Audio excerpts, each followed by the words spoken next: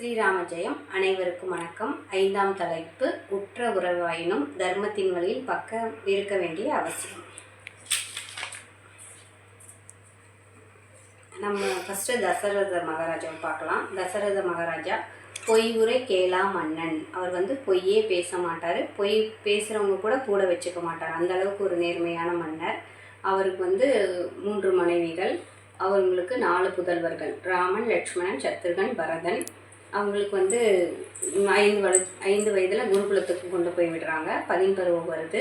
அப்புறம் விஸ்வாமித்திரருடைய யாகத்தில் கலந்துக்கிட்டு அப்புறம் வரும்போது அவங்க ராஜா தன்னோட மகனை முடிசூட்டணும்னு நினைக்கிறாரு. அப்போ ஊரே கோலாகலமாக இருக்குது. ராஜா ரொம்ப மகிழ்ச்சியாக இருக்கார்.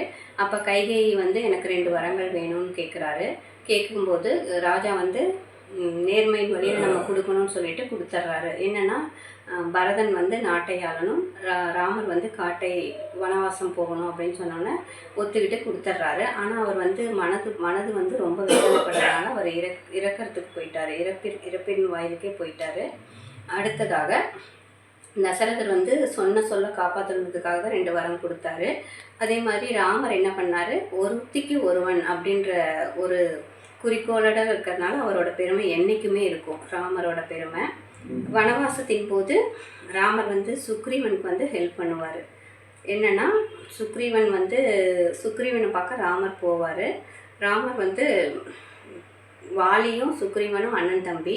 வாலி என்னோட நாட்டையும் எடுத்துக்கிட்டாரு, என்னோட மனைவியும் எடுத்துக்கிட்டாங்கன்னு சொன்னோன்னா ராமர் உதவி செய்யணுன்ற எண்ணத்தில் போகிறாரு. அப்படி வாலி ரொம்ப பலம் மிக்கவன். எப்படின்னா சிவபக்தன். தன் முன்னாடி யார் பலம் பெற்றிருக்காங்களோ அந்த பலம் அவனுக்கு வந்துடும்.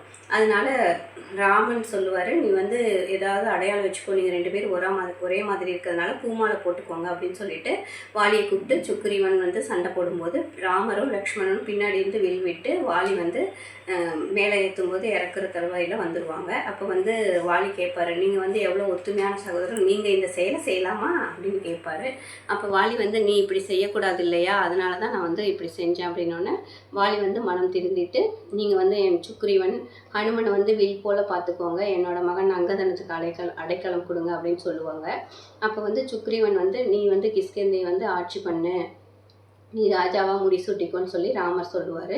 அப்போ நீங்கள்லாம் வாங்க அப்படின்னு சொல்லி ராமன் லட்சுமணன்லாம் கூப்பிடும்போது ராமன் சொல்லுவார், இல்லை நான் வனவாசம் வந்திருக்கேன், என் சீத்தையை தேடிட்டு இருக்கேன், நான் வரது முறையல்ல, லட்சுமணனை கூட்டிகிட்டு போங்கன்னு சொல்லி அந்த நேரத்துலேயே அவர் அறத்தை கடைப்பிடிப்பார். இது ராமரோட தன்மை. அடுத்தது கைகேயி. கைகேயி ஏன் வரம் கேட்டாங்கன்னா, ராஜாவுக்கு ஒரு சாபம் இருந்துச்சு. தன்னோட குழந்தைகளை பிரிஞ்சு தான் அவர் சாகணுன்றது கைகேயி ஒரு ஞானினே சொல்லலாம். அதனால தான் அவங்களும் அந்த இதை கேட்டாங்க. அவங்களும் அறத்தின் வழியில் தான் நிற்கிறாங்க.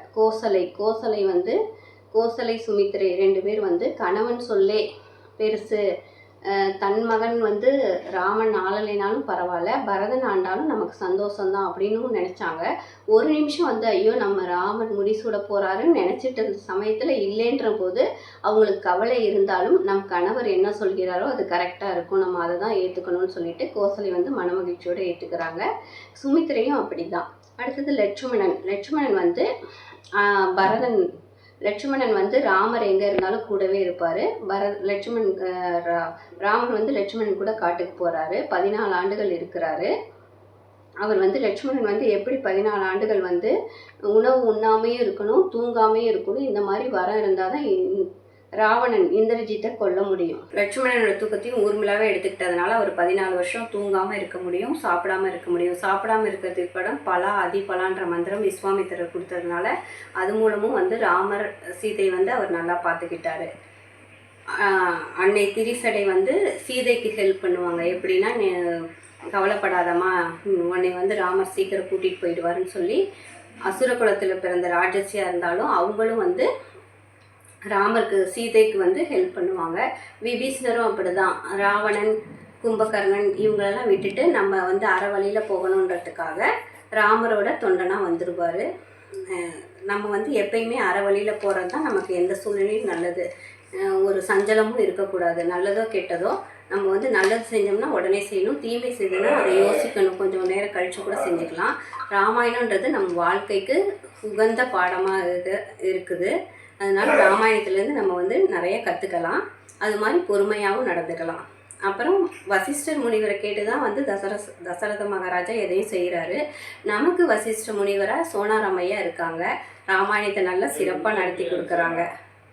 ரொம்ப நன்றி, வணக்கம்.